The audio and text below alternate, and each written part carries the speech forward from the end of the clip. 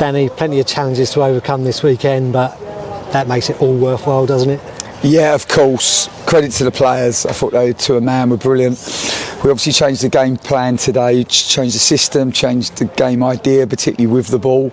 And of course, that's easy for us to do. It's much harder for the players then to go and implement that because there's so much information they have to take on board. And I just thought they did it to the letter. And it gave us a really good way into the game. And two very different halves in what happened in the halves, but we certainly did both sides of the game really, really well. Yeah, I think so, Gregors. I thought first half we were exceptional. We knew that Walsall like to play against back fours and often beat back fours. We know that Walsall score a lot of their goals from pinching and punishing and exploiting mistakes when teams try to build in our own half. So we didn't play so much in our own half, played a bit quicker into their half. We also know that Walsall don't do so well against back fives because I think they play with two forwards, they play with two eights. They're very forceful and direct in the way that they play, and they put lots of numbers forwards and lots of balls in the box. So we thought that the five would allow us to defend, particularly the half spaces, which they like to exploit that space. So the boys did that incredibly well, and I thought we were able to absorb their attack. And first half, we carried such a threat on the turnover. Ellis Yandler, how many balls he played down the side for Sampson, and Sampson was his explosive, most powerful best. Of course we were able to find two really good goals. And the first goal, it looked like maybe Harry Anderson could have just let it go out for a corner. Decides it's more dangerous to stretch, control it, and whips a fantastic ball in for Sampson. Yeah, brilliant for Harry. Brilliant, just a great ball into a great area, and Sampson arrived onto it with a fantastic finish. And the second goal in 2 games for him, which would be just brilliant for him. And then I think the second goal, I think Ellis Ainlay was near enough on our goal line when he toes the ball away from Barrett to Arthur Reed. Well, nobody sees that part of it because everybody will wax lyrical about Arthur Reed, and rightly so, for the dribble and the way that he passed to Sampson and Kyrie's. But that goal never happens if Ellis doesn't defend so well. We say it all the time, if you defend well, good attacking moments happen. So great 1v1 defending. Arthur, brilliant, just the way that he was able to take 2 or 3 of their players out and find Sampson, and then Sampson had to delay the cross because he's waiting for Kyrie's. Now Kyrie's runs pretty quick, so you don't have to wait for Kyrie's for too long, but just great timing of the cross. And then Kyrie's just has such a desire to want to score goals, and obviously such a turn of pace, so a great finish by him. Yeah, and a surprise for a lot of people, not for us that know him, Micah and Bick, making it from Doncaster last night to play.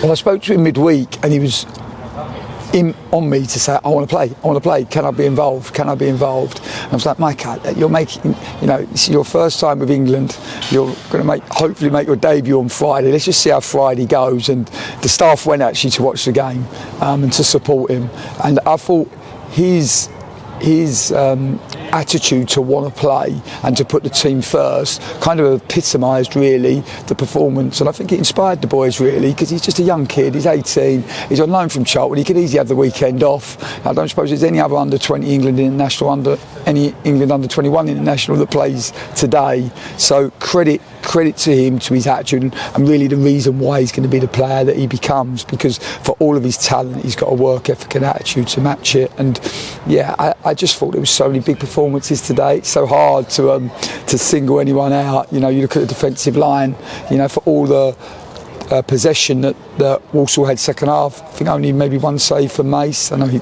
defends his 6 really well with some really good punches and catches, but the way the back line defended our goal, brilliant. The midfield players, I thought Teddy and Arthur showed another side to their game. And of course, Sampson, Harry and Kyrie's on the turnover. And also the work that they did. You look at young Sampson, he's in on their 6, stopping their 6, dictate the play, and he's also given us threat on their defensive line. So, fantastic effort from him, and a really good day for us as a football club. And finally, Dan, I asked at the beginning about the challenges of the weekend, and that didn't start today, that was yesterday as well. No, not much went right for us off the pitch, but luckily a lot went right for us on the pitch. it started yesterday morning. Rushy, our coach driver, had a tooth infection and felt really ill and just didn't think it was safe for him to drive. So that was the first problem, because we had to find a new driver. Then the coach gets a puncture, and we were training at Walsall, so we were travelling en route. So that meant that we had a certain time that we had to train at Wolves. We're really thankful for them for allowing us to use their facilities, and luckily we used their indoor facilities, because it was pretty wild outside. But yeah, it meant that we had to then, the boys that were meeting at the training ground and the kit that we had at the training ground, we had to try to get to our next meet point to try to speed the day up. So Nancy, our football op, she drove an 11-seater van for the first time with with 5 of the players and the kit in up to our meeting point in Brampton Hut. Dino had to go above and beyond, and he drove the other van with the rest of the kit.